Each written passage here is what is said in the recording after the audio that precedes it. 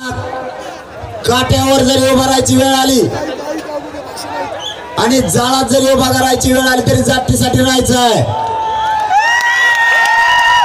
मागे यायचं पुढे यायचं. आपण आज बात बहाणेबाजी कोणी करायची नाही. सगळ्यांनी एका जागेवर शांत राहायचं. जे आपले नियम आणि आचारसंहिता ठरली त्याच्या बाहेर कोणी नाही राहायचं. मी सुद्धा नाही. आपल्याला आता मुंबईकडे जायचं. आपला शेवटचा एक मुक्काम राहिला वाशीचा. वाशी पासून आपण मुंबई पर्यंत पायी जाऊन आमरण उपोषण सुरू करणार आहेत. माझ्यासह माझा मराठा समाज शांततेत आमरण उपोषण करणार आहे. तो आम्हाला कायद्याने संविधानाने अधिकार दिलाय. आम्ही शांततेत आंदोलन करायला चाललोय कारण आमच्या लेकरांच्या आयुष्याचा प्रश्न आहे. ते आरक्षण मागण्यासाठी आम्ही मुंबईला चाललोय. माझी मराठा समाजाला विनंती आहे, आपण आतापर्यंत शांत आलात. दिलेल्या शब्दाला माझा मराठा समाज जागलाय. एकाही पोरानं कुठेही कोणतीही गडबड होऊ दिली नाही आणि केली पण नाही. आपण शांत आहेत. दिलेला शब्द पाळतो. हे राज्याला पुन्हा एकदा माझ्या मराठा मायबाप समाजाने सिद्ध करून दाखवलं.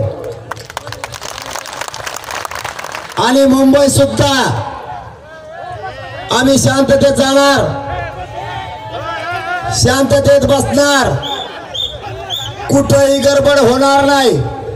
पण आरक्षण घेतल्याशिवाय हटणार नाही आणि उठणार सुद्धा नाही. या भूमिकेवर आम्ही कालही ठाम होतो, आजही ठाम येत आणि उद्याही ठाम राहणार.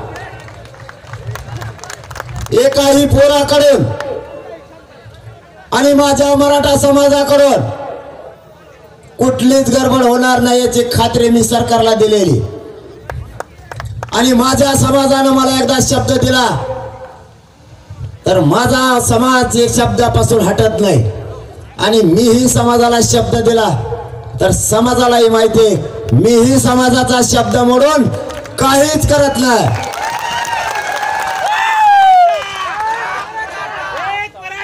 आजपासून आपले लोक वाढायला सुरुवात होणार आहे हे आपल्याला सगळ्यालाच माहिती. 26 तारखेला महाराष्ट्रातला सगळा मराठा समाज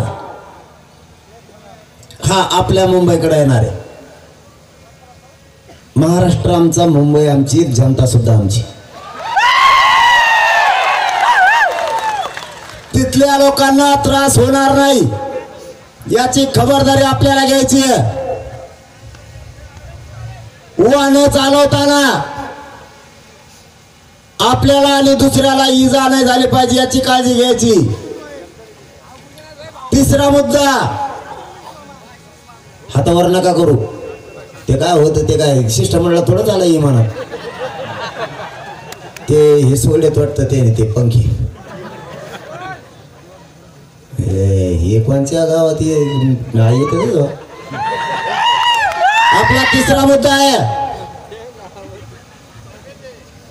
स्वतः आपल्याला स्वयंसेवक बनायचं. आता उद्यापासून, आता बनला असताल नसताल बनणार मला नाही माहित.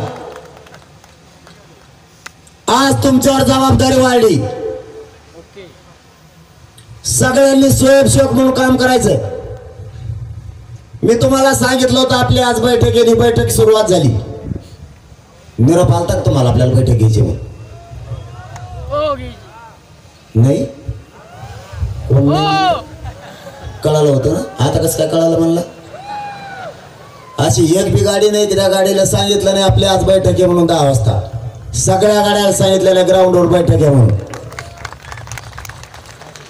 आणि मी सगळ्याला चालता विचारतो राव, प्रत्यक्ष भेट व्हायना तर जेवले का विचारतो का नाही? मी लांबून का होणार काळजी घेतो. लांबून म्हणजे असं तुमच्याकडे यावं तर मला चेंगरी दे. मी बारीक मला उलटून दिलं मी खाली पडत. त्याच्यामुळे मी मला भेटणं व्हायना तुमच्याकडे. एक दिवस आमचं ठरलं म्हणलं तिथं गाड्या लागल्या असल्या तिथं जाऊ आपण. तिथं गेलो तर पण सगळे पोरं झोपलेत. म्हणलं मी आल्याला कळलं ना, सगळं उठते ना, झोपू द्यायला. आमचं पण लक्ष आहे, तुमचं सुद्धा माझ्यावर आहे. फक्त आपला मायबाप समाज एकत्र आला. काल तर इतका एकत्र आला, बाबा बाबा डांबरीत नाही दिसली बा आम्हाला. आमचा ड्रायव्हर म्हणतो पट्टा दिसा पांढरा मला कुठची. इतके पुण्याचे जिल्ह्यातले मराठी हे कुठले माया उभ्या जिंदगीत मी नाही बघितले. ज्या रस्त्यावर आपण चाललो त्या रस्त्यावर अख्खा मराठा समाज आशीर्वाद द्यायला आणि पाठिंबा द्यायला यायला लागला. मी 5ला मला अचानक झोप लागली हो गाडीतली गाडी. माझ्या माय माऊलीने झोपीतच ओवळ मला. काय मग डोळे झाका लागले. कालची बेर झोप नाही वाघोलीची, ती 6:30 सव्वा संपली पाठव. इथं 7:15 आलो सकाळी आणि झोपायचं का 48 घंटे झाले झोपत नाही ना. अचानक झोप लागली म्हणून उशीर झाला बरं का. आता आज झोपलो 7:15 वाजता गेलो. असंच कोणाच्या घरात नेऊन टाकलं माहिती नाही. आणि माळदाचं लय भारी घर होतं राव. मी सकाळी उठल्यावर बघितलं, म्हणलं हे कुठं आणून टाकलं तुम्ही मला. गादी मी तुमच्या झोपतो का नाही, गाद्या गोद्यावरच आहे का मी. पण ते मला शरीरच साथ देणार हो. मला अंग दुखत, वाता आल्यासारखं होतं पाय, त्याच्यामुळे मला गाऱ्यात झोपून जमाना. आता पहिल्यांदा थोडी उली ती ताकद होती तेव्हा गाऱ्यातच झोपत होती. आता झोपलं वाकूनच जातो, त्याच्यामुळे खोलीत झोपतो. नाही तर मी खोली फिली झोपत नाही. हे तुम्हाला इथून मागचे अनुभव आहेत. तुमच्यावर तिसरी जबाबदारी आहे, तुम्हाला स्वयंसेवक म्हणून बनायचं, आजूबाजूला लक्ष ठेवायचं. तुमच्यावर चौथी जबाबदारी आहे, आपल्या रॅलीत आपल्या आंदोलनात कोणी जाळपोळ उद्रेक करायचा प्रयत्न करतोय का याच्यावर बारकाईने लक्ष ठेवायचं. त्याला पळून द्यायचं नाही. परत म्हणायचं काम नको, करून पळून गेला. जाग्यावर सगळ्यांना धरायचा, त्याला बोट लावायचं आणि पोलिसांच्या गाडीत घुसलून टाकायचा. मग तो कुणाचा असो, आपला असो ना त्या कोणाचा असो. आपल्या माता माऊल्या प्रचंड संख्येनं मुंबईला येणाऱ्या 26 तारखेला 6वा मुद्दा ते होय की तुमच्यावर त्यांना संरक्षणाची जबाबदारी तुमच्यावर आहे. आपल्या 7वा मुद्दा, आपले वाहनं जिथं लावले तिथंच आपल्याला सगळ्याला आराम करायचा आहे. जातीसाठी किती थंडी वाजली, कितीही त्रास झाला तरी जागा सोडायची नाही. म्हणजे आपल्या गाड्याचं सुद्धा संरक्षण आपण करणार आहे. पुढचा मुद्दा, तुम्हाला जर कोणी त्रास दिला तुम्ही त्याला त्रास देऊ नका. माझ्यापर्यंत मेसेज तो पावचा, मग मी त्याला दाखवतो.